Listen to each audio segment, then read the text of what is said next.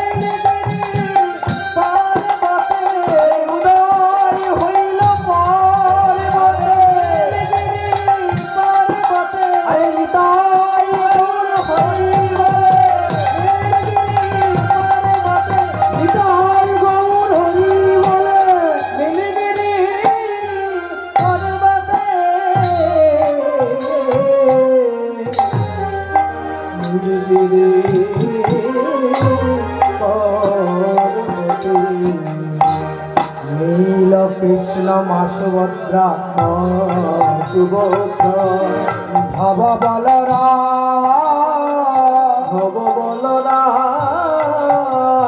তিনে একই তিন তার নীলমাধব নীলমাধব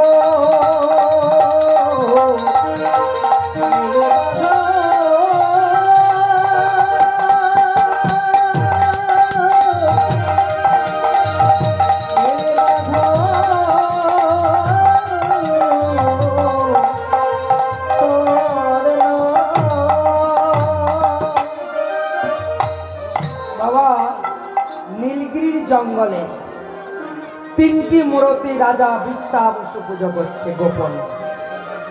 আমার সবর জাতি নিচু জাতি গোপনে দ্বিপহর রাত্রির পর রাত্রিতে গিয়ে তিনটি মূর্তির পূজা করে জঙ্গলে। নীল কৃষ্ণ মা সুভদ্রা ভব বলরা।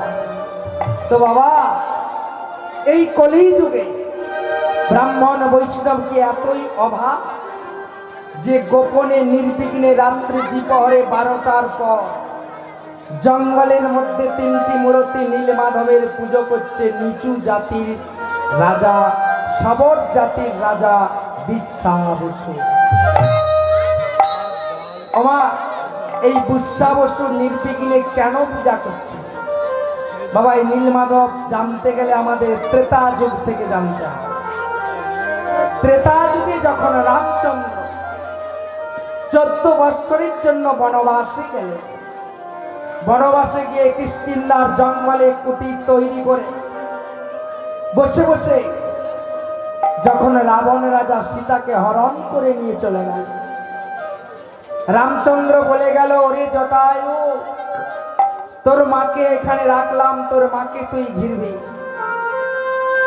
আমি লক্ষণকে নিয়ে সোনার হরিণ বধ করতে চলেছি।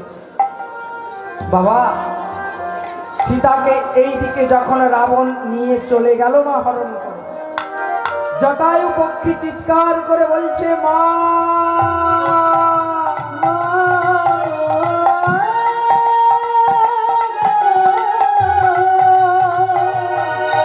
বারবার রাবণ রাজার রথে ঝাপটাচ্ছে পাকড়া, আর যখনই পাকনার গানাগুলো ঝাপটাচ্ছে মা, রাবণ রাজা অস্ত্র বের করে জটায়ু পক্ষীর একদিকে ডানাটা ছেদন। বাবা, পক্ষীর যখন একদিকে জটায়ু ডানাটা ছেটে দিল, আর উঠতে পারছে না, রক্তাক্ত অবস্থায় পড়ে আছে মাটিতে। প্রভু রামচন্দ্র যখন বাড়িতে ফিরলে, জটায়ু বলছে, প্রভু প্রভু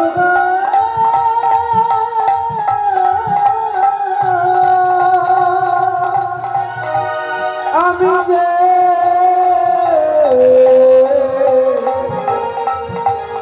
মাকে ঘিরে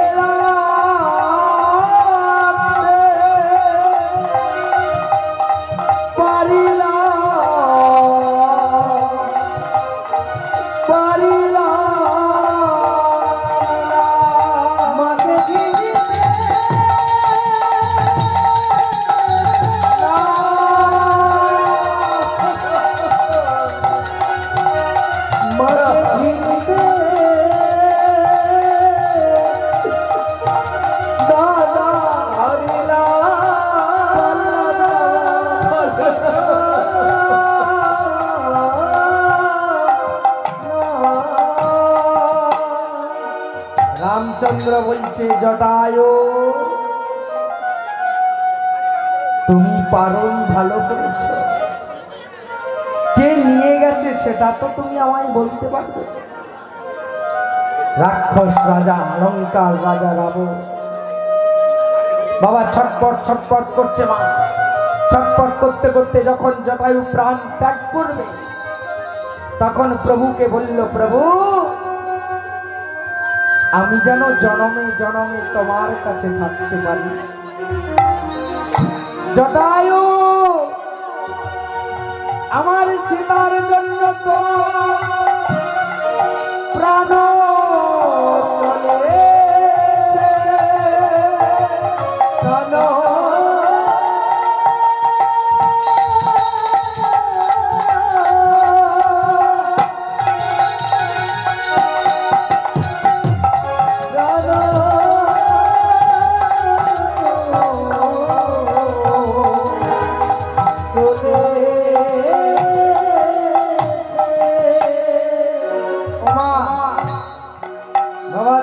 রাধা কৃষ্ণ ছবি দেখেছেন, এই যে এখানে আছে কৃষ্ণের সর্ব মাথার উপরে বাবা ময়ূর পক্ষী আছে, ময়ূর পালক।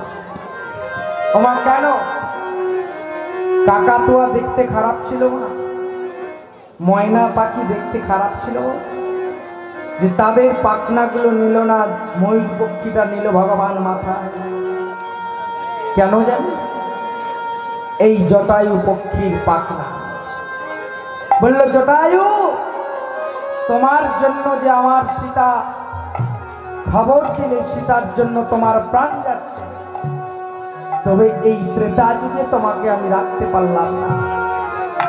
আমি দাপর যুগে যখন শ্রীকৃষ্ণ ভগবান হয়ে যাব, তুমি হবে ময়ূর পক্ষী, যার মধ্যে কামনা বাসনা কোনো কিছু থাকবে না।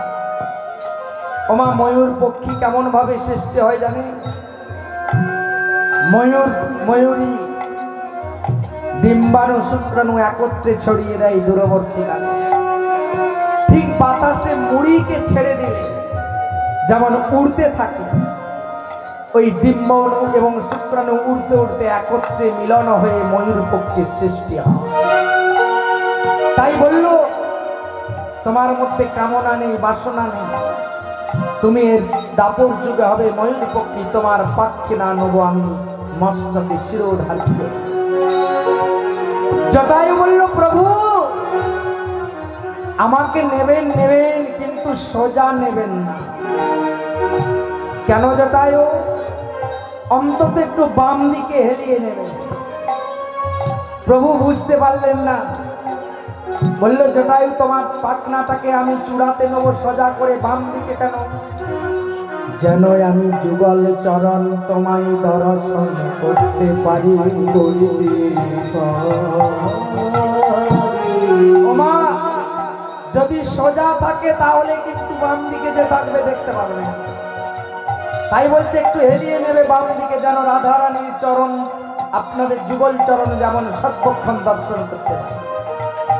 সেই শ্রীকৃষ্ণ ভগবানের মস্তকে সেই ময়ূর পক্ষী হলো জটায়ু পক্ষী। বাবা এইদিকে যুদ্ধ বালির সঙ্গে লেগে গেছে সুগ্রীব। সুগ্রীব বালি একই রকম দেখতে, জামা জোড়া। সুগ্রীব কাঁদতে কাঁদতে ছুটতে ছুটতে রামচন্দ্রের চরণ তলে এসে পড়ে গিয়ে বলল, মা, আমার দাদা রাজত্ব করছে বালি, তাকে যদি গোপনে আপনি হত্যা করে আমাকে যদি সিংহাসন পাইয়ে দেন, তাহলে আপনার সীতাকে লঙ্কা থেকে আমি আমার লেজে করে বেঁধে নিয়ে এসে আপনার চরণ তলে ফেলে দেব। সীতা বিহনে রাম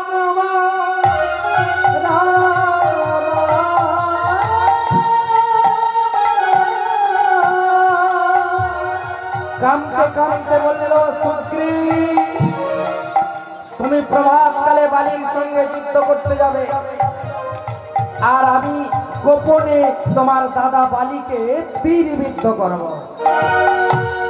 আর সেই গোপনে বিদ্ধ করলে তুমি হবে রাজত্ব, আর আমার সীতাকে লঙ্কা থেকে এনে চরণে ফেলে দেবে। বাবা পরের দিন সকালে বালির সঙ্গে সুগ্রীবের যুদ্ধ লেগে গেল। আর ওরা তো বাবা জামা জোড়া মা দেখতে, বুঝতে পারছে না যুদ্ধের সঙ্গে কোনটা বালি কোনটা সুগ্রীব। রামচন্দ্র প্রভু ধনুকটা নিয়ে তীর বিদ্ধ করবে, চিনতে পারছে না কোনটা সুগ্রীব কোনটা বালি। বালি সুগ্রীবকে মেরে দেয়। ছুটতে ছুটতে প্রভু রামচন্দ্রের কাছে চরণ তলে এসে পড়ে গেল সুগ্রীব। প্রভু, আপনি যে গোপনে আমার দাদা বালিকে বিদ্ধ করবেন, আমাকেই তো দাদা মেরে দিয়েছিল। রামচন্দ্র বলছে, সুগ্রীব, তোমরা দুজনে একই রকমের দেখতে, জামা জোড়া বুঝতে পারছি না, তাই শোনো, এই বনফুলের মালাটা আমি তোমার গলে পরিয়ে দিলাম। এই মালাটা যার গলায় থাকবে সে হচ্ছে সুগ্রীব, আর যার গলায় মালাটা থাকবে না সে হচ্ছে বালি। পরের দিন সকালে যুদ্ধ লেগে গেল বাবা, আর গোপনে তীর বিদ্ধ করে প্রভু রামচন্দ্র বালিকে নিক্ষেপ করলেন। বালি কাঁদতে কাঁদতে পড়ে গেল মাটিতে।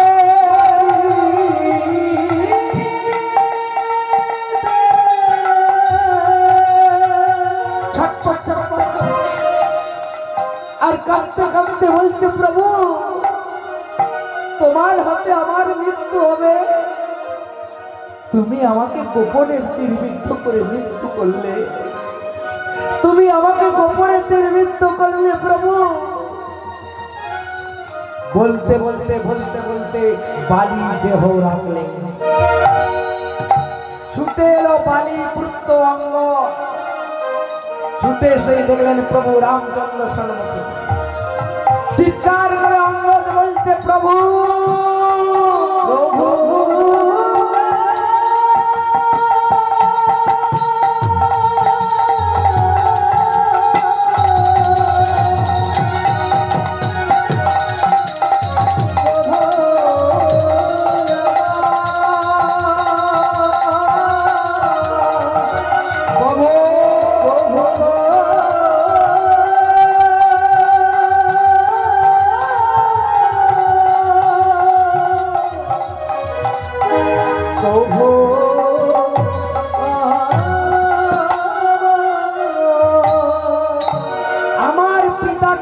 গোপনে তীরবিদ্ধ করে হত্যা করলে, আমি অভিশাপ দিলাম, আমি তোমাকে গোপনে তীরবিদ্ধ করে মারব।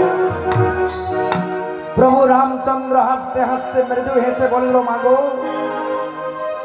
অঙ্গ, তোমায় আশীর্বাদ করলাম, তবে এই ত্রেতা যুগে নয়, দাপর যুগে। ছুটতে ছুটতে এলো বালির স্ত্রী তারা, আছাড় খেয়ে পড়লেন বালির বুকের উপর। কাঁদতে কাঁদতে বলছে প্রভুর দিকে তাকিয়ে, প্রভু, এই তারাকে স্বামী হারা করলে, যে সীতার জন্য আমাকে বিধবা হতে হলো, যে সীতার জন্য আমার স্বামী হারা হতে হলো, আমি অভিশাপ দিলাম, আপনাকে এক যুগ সীতা ছাড়তে হবে। ছাড়িতে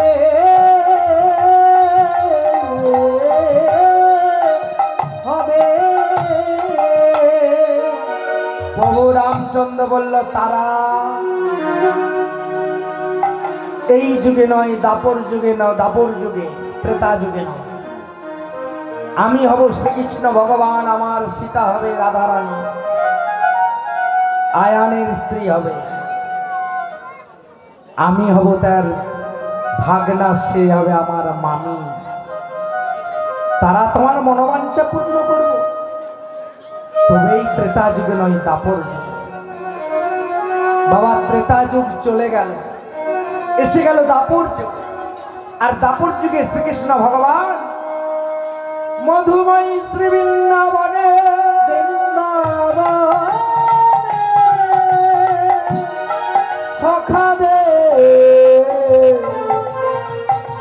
সখাদেরকে কাঁদায় কাঁদায়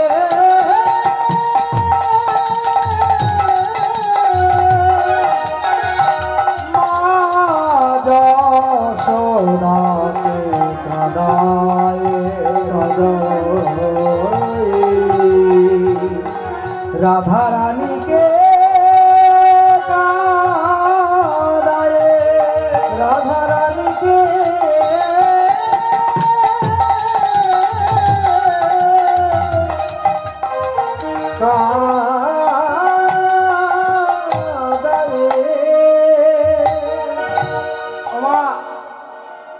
রাধা রানীকে কাঁদালেন, সখাদেরকে কাঁদালেন, মা যশোমতীকে কাঁদালেন, নন্দ পিতাকে কাঁদালেন, বৃন্দাবন ছেড়ে দ্বারকায় চলে আসলেন। দ্বারকাপতি রাজা হয়ে 16,108 জন রমণীকে বিবাহ করলেন। আর 16,108 জন রমণীকে বিবাহ করে তার বংশ বিস্তার করলো কতটা বাবা জানেন? 56 কোটি যদু বংশ। ওমা বাবা, দেখবেন আমাদের যদি 4টে-5টে করে ছেলে হয়ে যায়, আমরা কাউকে অর্থ দিতে পারি, কাউকে পারি না, কাউকে মানুষ করতে পারি, কাউকে মানুষ করতে পারি না। বাবা 16,108টা রমণীকে বিবাহ করে ভগবান 56 কোটি যদুবংশ বিস্তার করলেন। আর 56 কোটি যদুবংশ বিস্তার করে একদিন মনে মনে ভাবছে, কেউ মাতাল হলো, কেউ লম্পট হলো, কেউ চরিত্রহীন। আমার বংশে যদি একটা অভিশাপ পড়তো, তাহলে আমি কিন্তু তার মনোবাঞ্ছা পূর্ণ করতাম। আর এদিকে মনে মনে ভগবান দ্বারকাপতি বসে বসে ভাবছে, আর এদিকে কৃষ্ণপুত্র সাম্য তিনি দুর্বাসা মুনি প্রভাসেত্রে স্নান করে প্রভাস থেকে উঠে আসছে। আর মনে মনে সাম্য চিন্তা করছে, বাবা এত মদ্যপান করেছে, মানে প্রত্যেক দিন করে, সেদিন কিন্তু করে না বাবা। সেদিন দুর্বাসা মুনিকে ব্যঙ্গ করার জন্য মাতাল সেজেছে। আর পথের মধ্যে একটা লোহার মুসল বাবা পড়েছিল, সেটা কি করেছে? মা গর্ভে ধারণ করেছে, যে আমি একটু দুর্বাসা মুনিকে আমি একটু ব্যঙ্গ করব। বাবা লোহার মুসলটা ধারণ করে মা ঠিক গর্ভে নিয়েছে। গর্ভবতী মায়েদের যেমন গর্ভ হয়, ঠিক এইভাবে গর্ভে নিয়েছে বাবা। আর নিয়ে একটা সাদা কাপড়কে মাথায় নিয়েছে, যাতে দুর্বাসা মুনি চিনতে না পারে।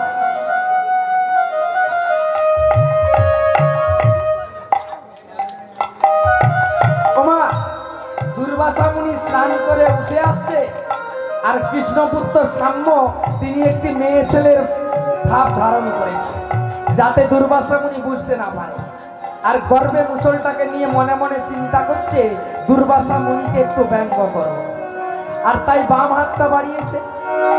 আমার গর্ভে তো সন্তান রূপী মুসলকে ধরেছে, বলছে জিজ্ঞাসা করব দুর্বাসা মুনিকে আমার ছেলে হবে না মেয়ে হবে।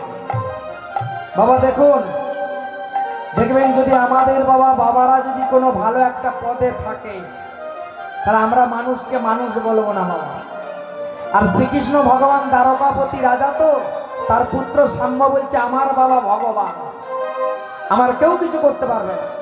তাই একটা মুষলটাকে গর্বে নিয়ে আর মাথাটাকে ঠিক ঢাকা দিয়ে একটি নারী ধারণ করে আর হাতটা বাড়িয়েছে আর টলতে টলতে চলেছে আর দুর্বাসা মুনি আসছে আর যেতে যেতে বলছে, বলে দেখো দেখো ওগো মুনিবা,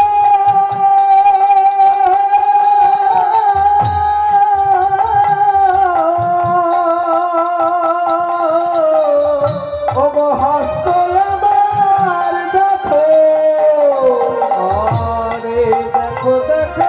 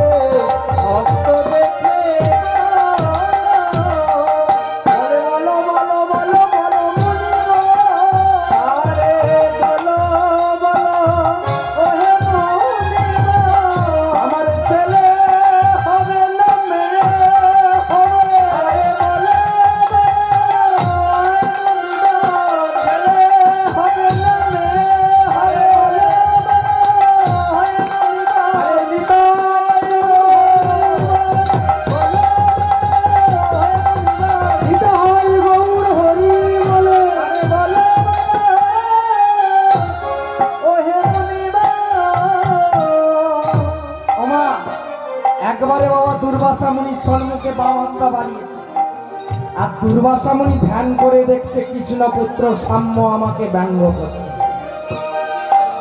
আর দুর্বাসা মুনি চিৎকার করে বলছে, সাম্য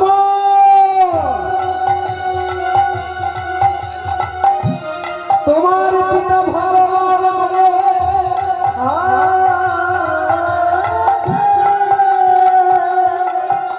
তোমার পিতা ভগবান বলে তুমি মনিদিকে পর্যন্ত ব্যঙ্গ করছো, তোমাকে অভিশাপ দিলাম, তুমি যে মুষলটা গর্ভে নিয়ে আমাকে ব্যঙ্গ করছো এই মুষলটা তোমার গর্ভে 10 মাস 10 দিন ধারণ হবে, এই মুষল বাহির হবে আর এই মুষল থেকে তোমার যদু 56 কোটি যদু বংশ ধ্বংস। বাবা যখনই বলেছে 56 কোটি যদু বংশ মা মুষল থেকে ধ্বংস, আর সাম্য ভয়ে কাপড়টাকে ফেলে দিয়ে চিৎকার করে বলছে, মুনিব আমি করছি মুসুল কেন আর বেরোচ্ছে না, গর্ভে কেন ধারণ হয়েছে, ছুটতে ছুটতে চলেছে দ্বারকা শ্রীকৃষ্ণ ভগবান। শ্রীকৃষ্ণ ভগবান গালে হাত দিয়ে চিন্তা করছে, এই 56 কোটি যদু বংশ যদি আমার বংশে কারো অভিশাপ করত তাহলে আমি তার মনোবাঞ্ছা পূর্ণ করতাম। আমি যে ভগবান, ভক্তাদি ভগবান, ভক্তাধি গোবিন্দ, ভক্তদের মনোবাঞ্ছা পূর্ণ করায় আমার কর্তব্য। ছুটতে ছুটতে সাম্য গিয়ে বলছে, বাবা। ভগবান কৃষ্ণ তাকিয়ে দেখছে গর্ভ। এ কি হলো সাম্য? বাবা বাবা আমি দুর্বাসা মুনিকে একটা মুষল নিয়ে ব্যঙ্গ করছি, আর যখনই মুষলটা গর্ভে নিয়ে ব্যঙ্গ করছিলাম মুষলটা আমার গর্ভের ভিতরে প্রবেশ করেছে। সাম্য, তুমি ভগবানের পুত্র বলে তোমার কোনো ভয় ভীতি নেই। কি বলেছে দুর্বাসা মুনি? 10 মাস 10 দিন এই মুষলটা গর্ভে ধারণ হবে, আর এই মুষলটা বাহির হলে 56 কোটি যদু বংশ ধ্বংস হবে। ভগবান বলছে,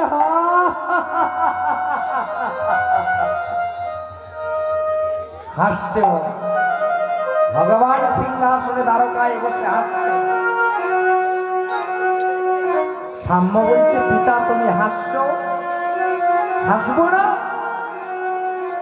মুনির বাক্য যে আমায় যে ভগবান, মুনির বাক্য তো আমার পরিপূর্ণ করতে হবে। বাবা 56 কোটি যদুবংশ ধ্বংস হয়ে গেল। সাম্য 10 দিন 10 মাস পরে মুসলটাকে নিয়ে আসলেন। বাবা এই মুসলটা বেরিয়েছে, কি করব? প্রভাসের তীরে পাথরে ঘষে দিয়েছে। পাথরে ঘষতে ঘষতে মা একটা গরল বেরলো, ফেনা। সেই ফেনাটা ওই নদীর তীরে তীরে তীরে তীরে জলেতে যতদূর গেল, ওই ফেনাটা থেকে মাগো একটা গাছের সৃষ্টি হলো। সেই গাছটার নাম হলো নল খাগড়া গাছ। এত বিষ, সেই গাছটাকে তুলে কাউকে যদি বসিয়ে দেওয়া হয় সঙ্গে সঙ্গে তার মৃত্যু হয়। ভগবান চিন্তা করছে 56 কোটি যদুবংশ। কেউ এসে বলবে দাদু আমাকে অস্ত্র দাও, কেউ বলবে জেঠু আমাকে ঘোড়া দাও, কেউ বলবে কাকা আমাকে অস্ত্র দাও।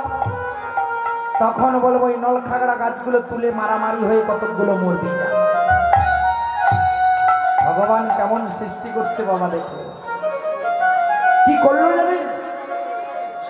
সমস্ত শেষ হয়ে গেল, 4 আঙ্গুলি রয়ে গেল মুসলটা। এসে বললেন পিতা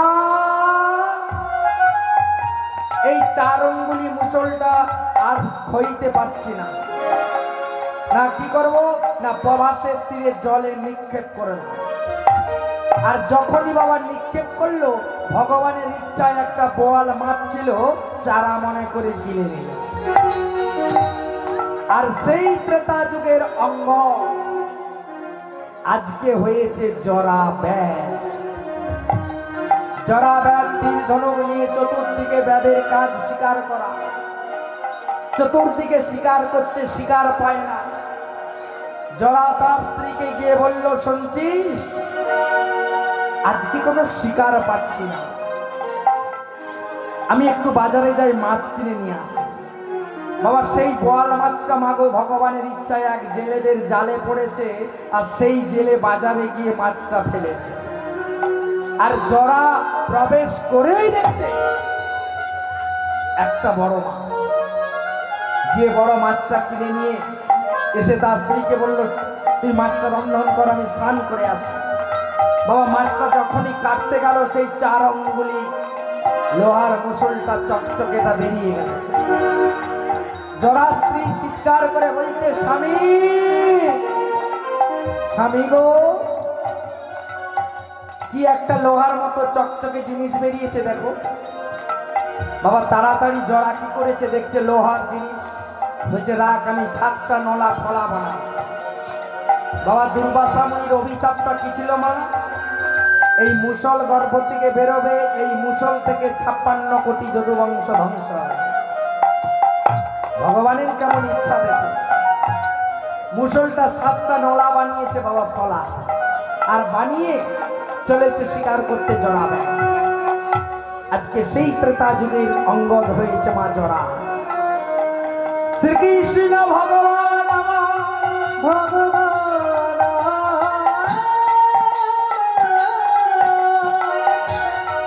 সমস্ত শেষ হয়ে গেছে, সব শেষ বাবা, শুধু ভগবান বেঁচে আছে। আর দুর্বাসা মুনি বলেছে 56 কোটি যদুবংশ হবে ধ্বংস। তার মানে ভগবানকেও মরতে হবে, তবে কিন্তু দুর্বাসা মুনির অভিশাপ পূর্ণ। ও মায়েরা বাবা দেখবেন, যার প্রচুর মনের মধ্যে দুঃখ, খুব নির্জনে বসে ভাবছে, একভাবে ভাবতে ভাবতে দেখবেন দক্ষিণ দিকের অঙ্গুলিটা, বুড়ো অঙ্গুলিটা আপসেই নড়বে। যে গভীর ভাবে ভগবান মনে মনে চিন্তা করছে, আমি দ্বারকা এলাম, 16,108টা রমণীকে বিবাহ করলাম, তার থেকে 56 কোটি যদুবংশ ধ্বংস করলাম। মা যশোদাকে কাঁদালাম, পিতা নন্দকে কাঁদালাম, শ্রীরাম সুদাম বসুদাম সখাদেরকে কাঁদালাম। আমি কি করলাম? রুক্মিণী রাঙা চরণে আলতা পরিয়ে দিয়েছে, প্রভাসের তীরে নিম গাছে উঠে চরণের উপর চরণ দুটি দিয়ে ভাবছে, আর নিম পাতার আড়ালে বুড়ো অঙ্গুলিটি ভয়ে থরথর থরথর করে কম্পিতমান হচ্ছে। ও মায়েরা, পায়ের বুড়ো আঙুলে আলতা পরিয়ে দিয়েছে রক্ষিণী সত্যভামা। আর আজকে সেই প্রভু আমার এসে বসেছে সেই নিম গাছের ডালে, পাতাগুলো আড়াল হয়ে গেছে, আর পাতার ফাঁকে ওই বুড়ো অঙ্গুলিটা একটু একটু নড়ছে। আর জরাব্যাধ সেই সাত নড়া ফলা নিয়ে শিকার করবে বলে চতুর্দিকে তাকাচ্ছে। আর তাকাতে তাকাতে লক্ষ্য পড়ে গেল প্রবাসের তীরে নিম গাছে একটা যেন ঠোঁট নড়ছে। মনে করেছে মাছরাঙা পাখির ঠোঁট। তাই কি করলো মা, ওই সাত নড়া ফলাটা নিয়ে একবারে বিদ্ধ করল। আর যখনই বিদ্ধ করলো, নিম গাছটা সমেত ভগবান পড়ে গেল প্রভাসের তীরে। ছটপট ছটপট করছে, আর ভগবান পড়ে গিয়েছে, তীরবৃত্ত করে বাণ মেরে মৃত্যুর মুখে ঠেলে গেছে। আর জরা দেখছে কি কি করলাম, আমি যে দ্বারকাপতি ভগবান রাজাকে মেরে দিলাম, কেউ দেখেনি তো, কেউ দেখেনি তো। চলে যাচ্ছে ভয়ে, জরা ছুটতে ছুটতে পালিয়ে যাচ্ছে। ভগবান বলছে, জরা জরা তুমি পালিয়ে যেও না, তুমি ভয় পেও না, আমার কাছকে আসো, কাছকে কাছকে এসে দাঁড়িয়েছে জরা। ভয় থরথর করছে, ভগবানকে মেরে দিয়েছে। জরা, আমি তোমাকে ত্রেতা যুগে বলেছিলাম, তুমি আমাকে বলেছিলে গোপনে তীরবিদ্ধ করে আমাকে মারবে। আমি তোমার পিতা বালিকে মেরেছিলাম, তুমি ত্রেতা যুগে ছিলে অঙ্গ, আর এই দাপর যুগে হয়েছে তুমি জরা ব্যাগ। তবে শোনো জরা,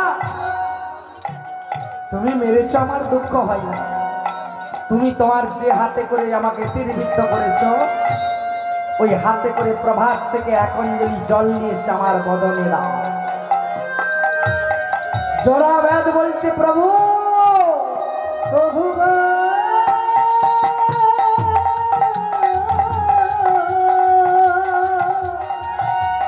আমি যে হাতে করে তোমার তীরবিদ্ধ করেছি, প্রভু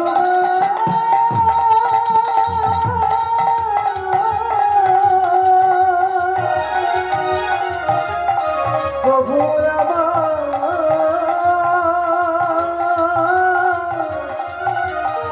যে হাতে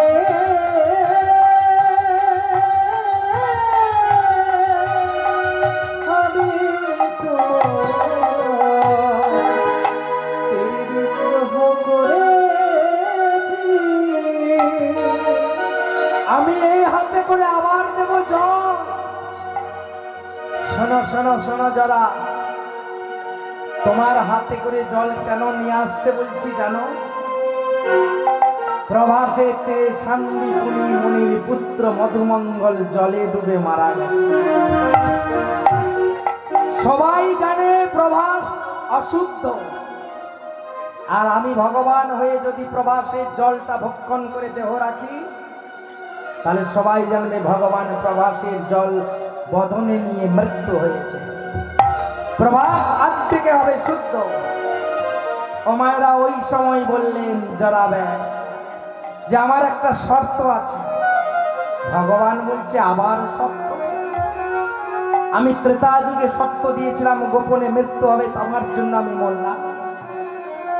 এই হাতে করে আমি জল দিতে পারি, এই জল তুমি ভক্ষণ করলে কিছুদিনের জন্য এই হাতে আমার পুজো নিতে হবে।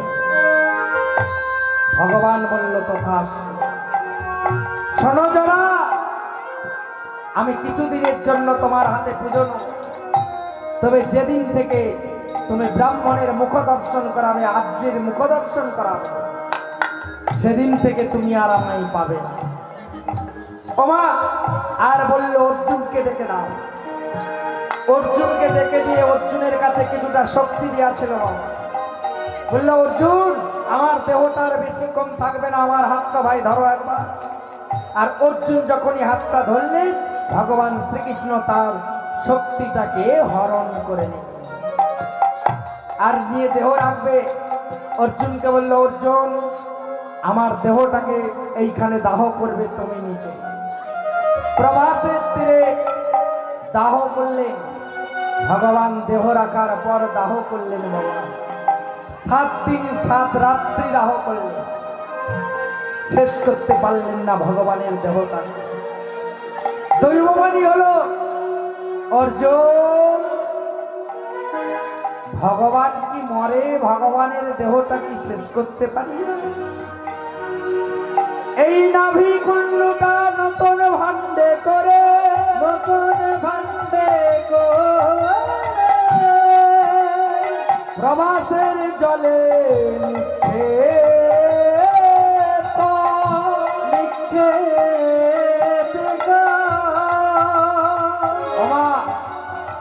সেই নাভি কুণ্ডটাকে 7 দিন 7 রাত্রি পুরোতে পারে না, তখন থেকে আমাদেরও নাভি কুণ্ড কেউ পুড়ে না।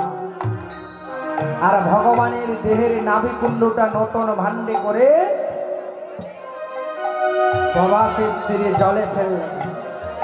তখন থেকে প্রথা হলো, আমরা মানুষ না মরলে নাভি কুণ্ড গঙ্গায় ফেলা।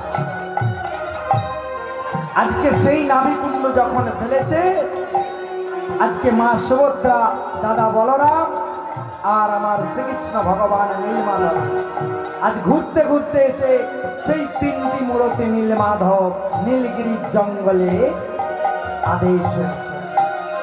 আর আজকে সেই দাপর যুগের জরা ব্যাগ আজকের রাজা বিশ্বাবসু গোপনে নির্বিঘ্নে পুজো করছে। আর এইদিকে অবন্তী নগরে পুরী ধামে রাজা ইন্দ্রদ্যুম্ন নীলমাধব নীলমাধব নীলমাধব করে পাগল হয়ে যাচ্ছে। আচম্বিত হয়ে হঠাৎ করে ভোরের দিকে মাথার শিহরে শিহরি গোবিন্দ দর্শন দিলেন ইন্দ্রদ্যুম্ন। ইন্দ্রদ্যুম্ন,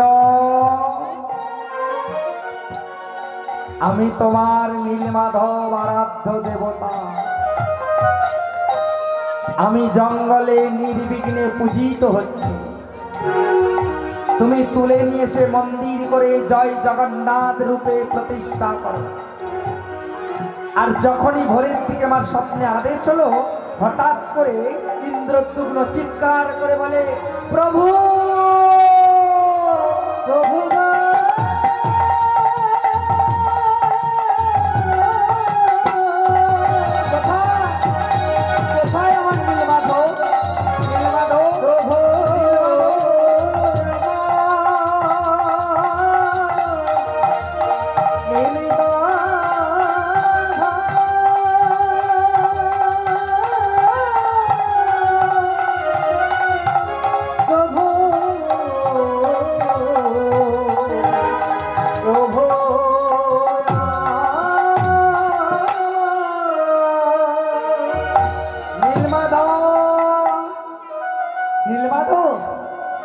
অর্ধ পাগল হয়ে গেল।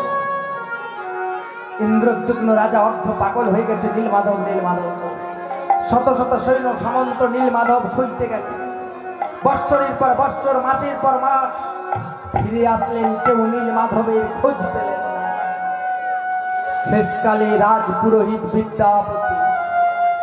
বিদ্যাপতি এসে দাঁড়িয়েছে, রাজা বাবু